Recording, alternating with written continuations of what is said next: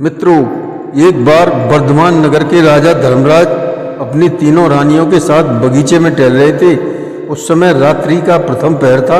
चंद्रमा अपनी उज्जवल रोशनी बिखेर रहा था। तभी बड़ी रानी बोली, महाराज, ये चंद्रमा की रोशनी मुझे सहन नहीं हो रही। जब राजा ने रानी की पीठ को देखा तो फफोले पड़े हुए थे। तब इसको रानी को महल पहुंचा दिया। तभी दूसरी रानी ने कहा, महाराज, ये गुलाब का फूल मेरे बालों में लगा दो।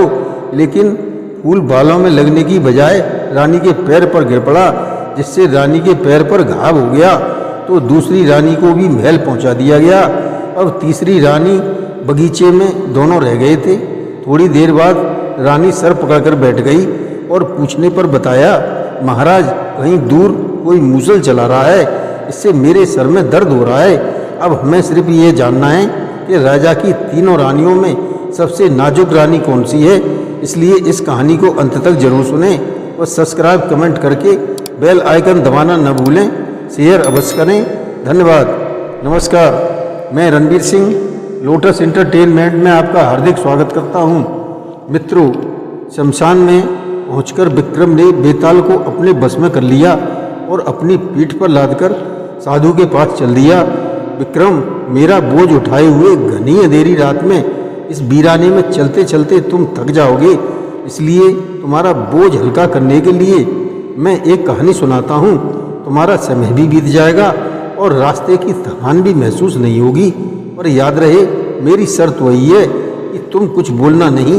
यदि तुम कुछ भी बोले तो मैं तुम्हारे बंधन से मुक्त होकर वापस उसी पेड़ पर जाकर लटक जाऊंगा। एक बात का और ध्यान रखना, यदि सही उत्तर जानते हुए भी तुमने जवाब न दिया तो तुम्हारा सिर टुकड़े टुकड़े हो जाएगा, बेताल ने कहा। विक्रम ने कोई उत्तर नहीं दिया और बेताल ने एक नई कथा सुनानी आरंभ की।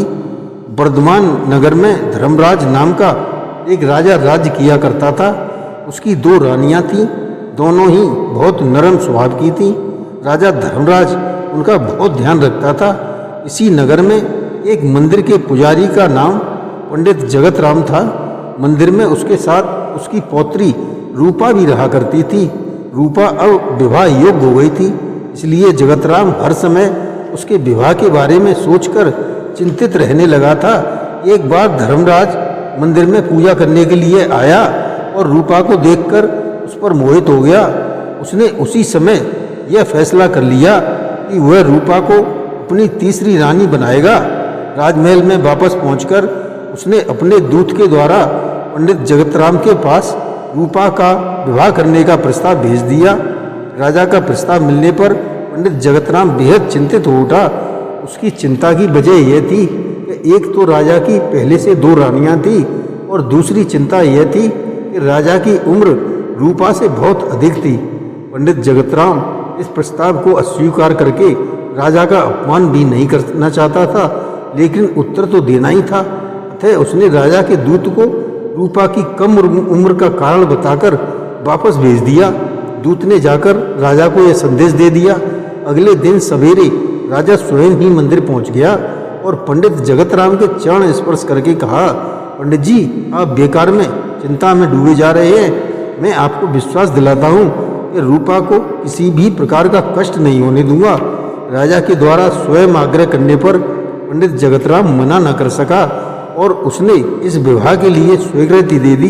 राजा ने पंडित जगतराम को धन्यवाद अदा किया और वापस महल में लौट आया। कुछ दिन बाद राजा धर्मराज और रूपा का विवाह बड़ी धूमधाम के साथ हो गया। रूपा अब महल में छोटी रानी के रूप में रहने लगी। दोनों बड़ी रानियां भी उससे बहुत प्रेम करती थीं। राजा ने भी रूपा को पूरा मान सम्मान और प्रेम दिया। रूपा भी दोनों बड़ी रानियों की तरह ही बहुत नरम स्वभाव की थी। अतः राजा धर्मराज उसका भी विशेष ध्यान रखते थे। पूर्णमासी के दिन राजा अपनी तीनों रानियों के साथ महल के उद्यान में टहलने आया। आकाश में चंद्रमा पूर्ण रूप से खिला हुआ अपनी अनुपम छटा बिखेर रहा था। घूमते घूमते जब बड़ी रानी ने कोई परेशानी अनुभव की तो राजा ने उससे पूछा, ये क्या हुआ? महाराज, चंद्रमा का तेज प्रकाश मुझे सहा नहीं जा रहा, पीठ में जलन होने लगी है। राजा ने जब बड़ी रानी की पीठ देखी तो वहाँ पर चंद्रमा का प्रकाश पड़ने से पोले पड़ गए थे। राजा ने तुरंत पालकी मंगवाई और उसमें उसे बिठाकर वापस महल में उसके कक्ष में भिजवा दिया। राजा अब मछली और छोटी रानी के साथ उद्यान की सैर करने लगा। इसी बीच मछली रानी ने राजा से कहा, महाराज, ये गुलाब का फूल कितना सुंदर है, कृपया इसे तोड़कर मेरे बालों में लगा दें। राजा फूल तोड़कर उसे रानी के बालों में लगाने ही जा रहा था कि अचानक फूल हाथ से छूटकर रानी के पैरों पर गिर पड़ा। फूल के पैर पर गिरते ही रानी तड़प उठी। चोट इतनी तेज थी कि पैर पर घाव बन गया था, जिस वजह से रानी को चलने में परेशानी हो रही थी। राजा ने उसे सहारा दिया और उसके लिए भी सेवकों से कहकर पालकी मंगवाई। थोड़ी ही देर में पालकी आ गई और रानी पालकी में बैठकर अपने कक्ष में लौट गई। अब बाग में राजा धर्मराज और छोटी रानी रूपा ही रह गए। वह दोनों चांदनी रात का आनंद लेते हुए घूम रहे थे। घूमते घूमते अचानक ही छोटी रानी का सिर चकराने लगा और वह सिर पकड़कर एक ओर बैठ गई। राजा ने जब उसकी यह हालत देखी तो पूछा, प्रिय, अब तुम्हें क्या हुआ? महाराज, मेरे सिर में बहुत तेज दर्द हो रहा है। अचानक कैसे हो गया? महाराज, कहीं कोई दूर मूसल चला रहा है और उसकी आवाज़ उससे सहन नहीं हो पा रही। राजा ने गौर किया तो उन्हें भी दूर कहीं से मूसल चलने की हल्की हल्की आवाज़ सुनाई दी, लेकिन वह आवाज़ इतनी हल्की थी कि यदि कोई बहुत अधिक गौर करे तभी सुनाई दे। पर रानी को जब यह परेशानी हुई तो राजा उसे भी उसके कक्ष में छोड़ गया। विक्रम, कहाँ खो गए? बेताल ने पूछा। विक्रम शांत था। लगता है कहानी को बड़े ध्यान से सुन रहे थे। अब यह बताओ कि तीनों रानियों में से सबसे अधिक नरम स्वभाव की कौन थी और क्यों? बेताल ने प्रश्न पूछा। बेताल, राजा की तीनों रानियां वाकई बहुत नरम स्वभाव की थीं, लेकिन मैं समझता हूँ कि सबसे अधिक कोमल छोटी रानी रूपा थी, क्योंकि बाकी दोनों रानियों को जिस चीज़ से परेशानी हुई थी वे तो प्रकट रूप में थी, पर छोटी रानी रूपा तो दूर से आती मूसल की आवाज़ से पीड़ित हो उठी थी। अतः रूपा ही सबसे अधिक कोमल थी।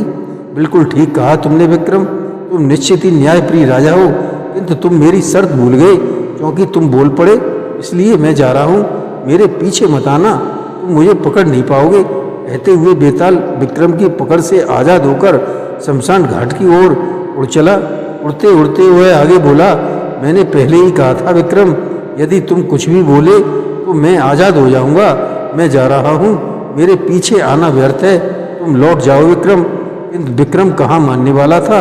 उसने साधु को वचन जो दिया था उसे पूरा करने के लिए विक्रम फिर उसके पीछे चल पड़ा। जय श्री कृष्ण।